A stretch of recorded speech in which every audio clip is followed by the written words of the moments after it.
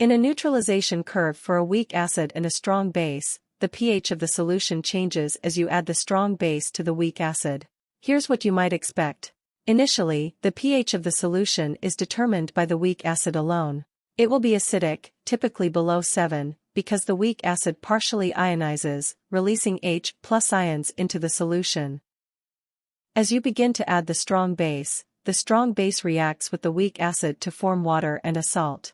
This reaction consumes H+ ions, causing the pH to gradually increase. At the halfway point of the reaction, known as the half equivalence point, the pH will be determined by the buffer formed by the weak acid and its conjugate base. The pH at this point depends on the pKa of the weak acid and the amount of strong base added. As you continue to add more strong base, the pH will increase rapidly, leading to a steep rise in pH at the equivalence point.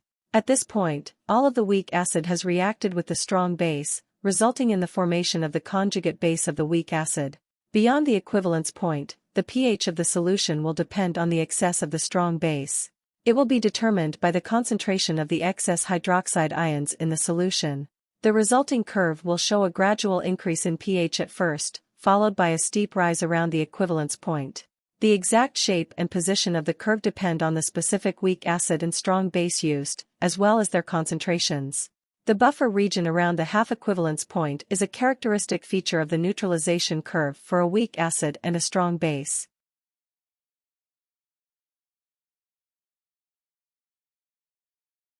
Joyson Classes. We provide you with valuable and up-to-date knowledge about the pharmacy education. We create entertaining yet informative videos on topics such as chemistry of drugs, biochemical reaction, and much more.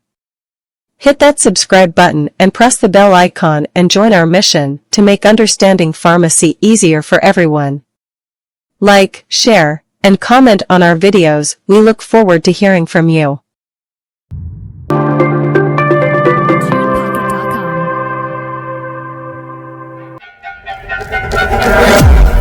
Joyson Classes.